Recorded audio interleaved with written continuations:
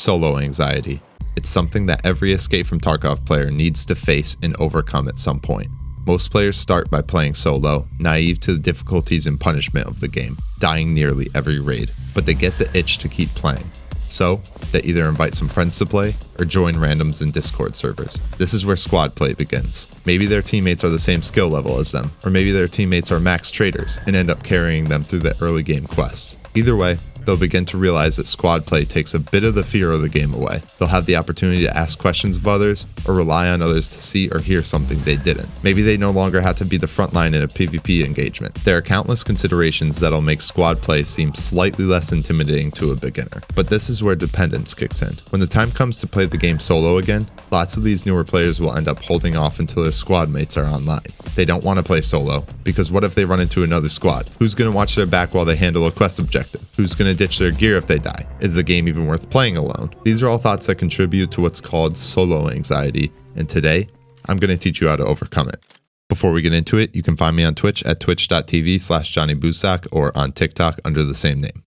First off, I'd like to touch on the concept of gear fear, or the fear of using your good gear because you're scared of losing it. Eventually, I'll be making an entire video on this, but for now, I'll give you the summarized version. To be able to beat the gear fear mentality, you need to understand why we use good gear in the first place. When it comes to protective gear, such as armor and helmets, higher tiers and higher durability give us the opportunity to make more mistakes. Better armor doesn't make you a better player, but it'll allow you to survive an extra shot or two that you may not have otherwise. This is crucial as a beginner because you're guaranteed to make hundreds of mistakes on your journey to becoming an experienced player. As for guns, better guns consist of lower recoil, higher ergonomics, better ammo, and sights that are easier to use. Each of these characteristics contribute to an easier chance of winning fights. If all you're bringing into raids is leftover scav guns, you'll have difficulty landing shots, bad ammo, higher chances of malfunctions, absurd recoil, and more. By investing in your gear and your weapons, you're only making the game easier for yourself and allowing yourself more chances to learn. The goal in EFT is to survive, and by investing in your equipment, you're investing in your survival.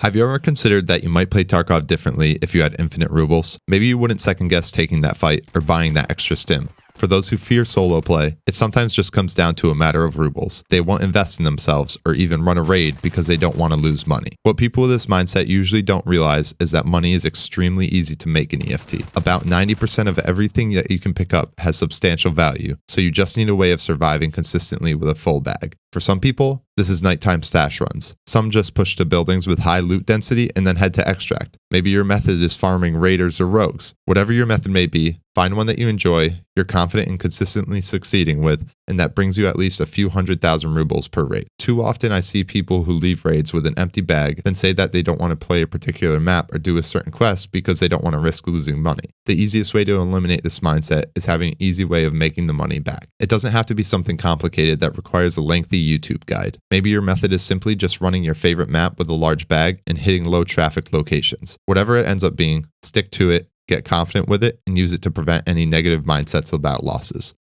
For newer players, one of the toughest things to figure out can be fighting AI. Tarkov AI is a bit different from other games, as there are so many different characteristics, unique behaviors, and even bugs with each AI type. For example, a sniper scav can sound extremely deadly, but will miss the majority of their shots, while a buckshot scav may never miss and immediately take you out with a headshot.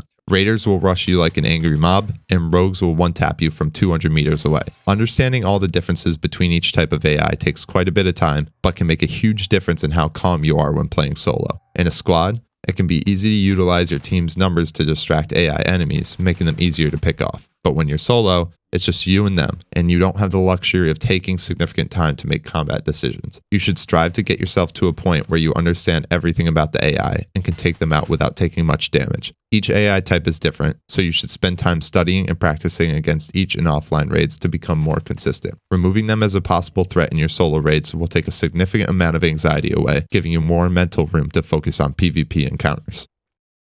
Another huge component of gaining confidence in your solo play is answering every what-if question ahead of time. Let's say you're heading to a particular quest item pickup location without much of a plan. If you show up, grab your item, and start receiving enemy fire from nearby, chances are you'll begin to panic. This will lead to careless decisions and likely death. If you're approaching the same situation, but have considered all the possible outcomes ahead of time, you'll be able to respond more quickly and effectively. Whenever you're creating your plan for the raid ahead, be sure to think about questions like, what will I do if there's an enemy inside that building? What will I do if I get spotted from a distance while crossing that field? Where will I look for food if I run out of energy? Taking the time to consider all the possible outcomes that can occur during a raid only takes a minute or two longer during preparation and can be the difference between clumsiness and success. When you're playing solo, you won't have anyone to make these considerations for you and won't have anyone to bounce ideas off of mid-raid. It's just you, and typically, you won't have the luxury of taking the time to make anything more than a split-second decision. I mean, this is kind of a dumb question, but are the pipes Next up is the ability to make your own decisions. This is one of the biggest components of solo play, serving as a major positive. When you're in a squad, it usually isn't most effective to jump to conclusions or make your own quick decisions. Doing so will cause confusion with your teammates and potentially result in a team kill or your team scrambling around during a fight. When playing solo, you don't need to communicate anything to anyone but yourself. If you think you need to take a shot, you take it. If you think you need to reposition, then reposition. If you hear a shot in the distance and see it as an opportunity, take it. The ability to act quickly shortens the duration between suggesting an action and actually doing it. Most opportunities in Tarkov need to be taken near immediately, since so much can shift in a matter of seconds. You never need to second guess or confirm the position of others either. If you see something move, you shoot it. There's nothing friendly in raids when playing as a solo, which can sound intimidating at first, but in reality only makes the game easier for you. Use this to your advantage and make your decisions quicker than the enemy can. Lastly, the most important thing to learn is the ability to accept and learn from your deaths. Death is not a bad thing in Tarkov. Everything that is lost can easily be regained. Every quest can be attempted again, and every fight lost can be used as a learning experience.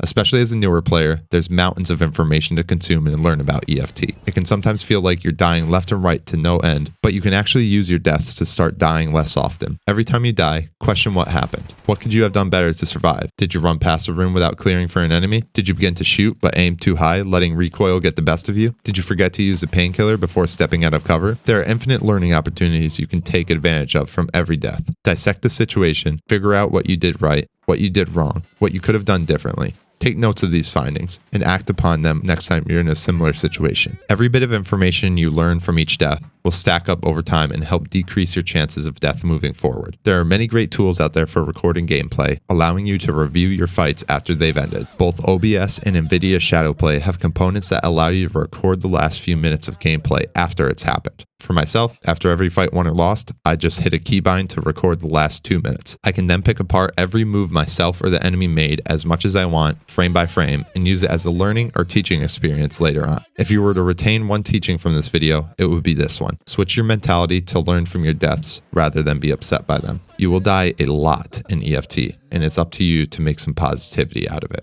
And that's all I have for this video. Hopefully everything I talked about today starts to make solo play a bit easier for you. If you have any questions or suggestions, please feel free to leave them in the comments below. Thank you very much for watching, and I hope to see you in the next one.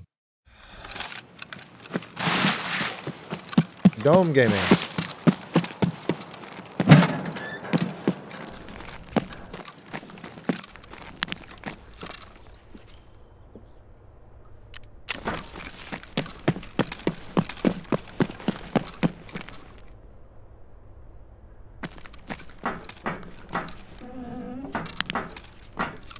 Where would wood be?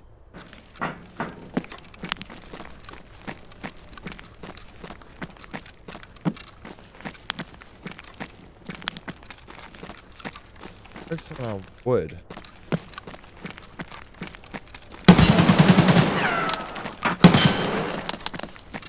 How'd he get up there? That was fucking jank ass spot. What is this gun? What is this thing?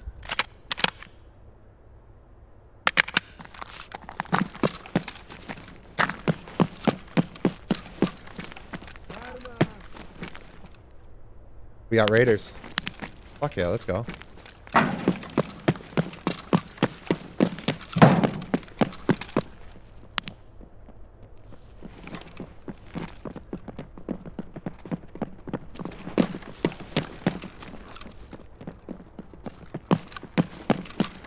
Over there.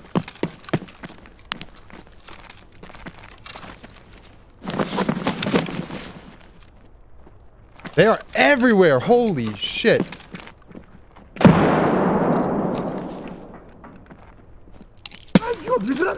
Nope.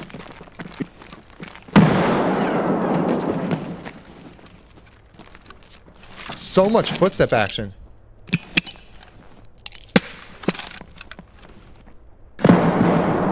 Okay, so those are players out in the map room. I mean, there's been someone turning right here for like a minute. Little man. Yep, there he is. Hear him? How we doing?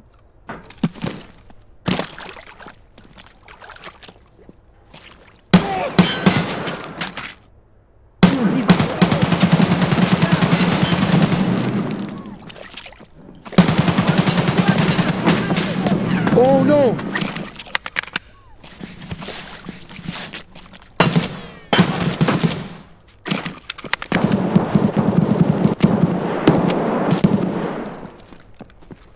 Oh my god, we got more. We have someone coming down the ramp.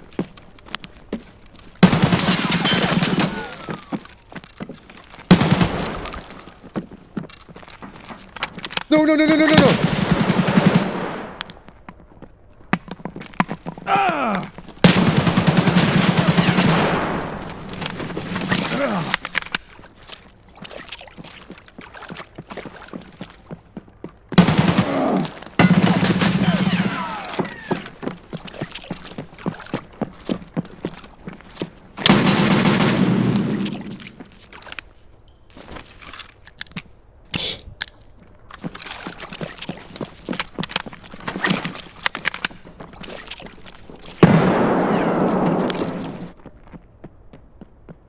Guy right behind me.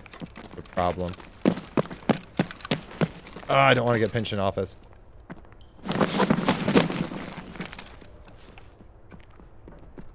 There's more! Holy fuck!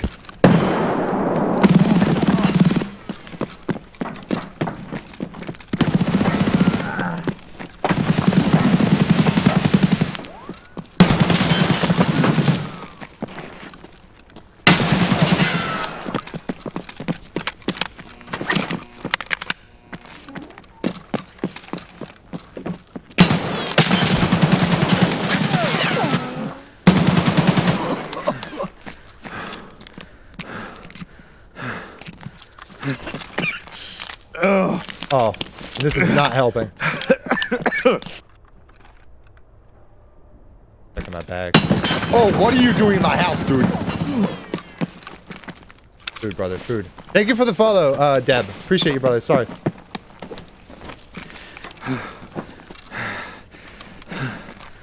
I can't even run anymore.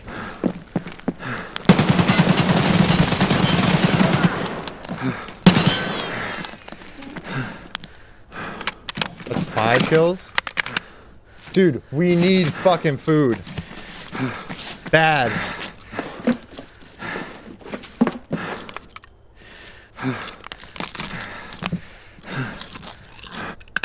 Holy cow, what a raid.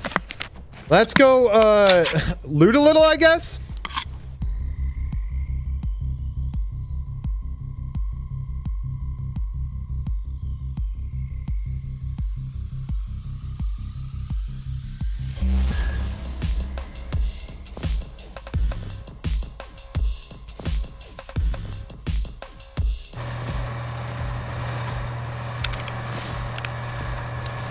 Could have grabbed one more thing, but already kind of heavy for having no water.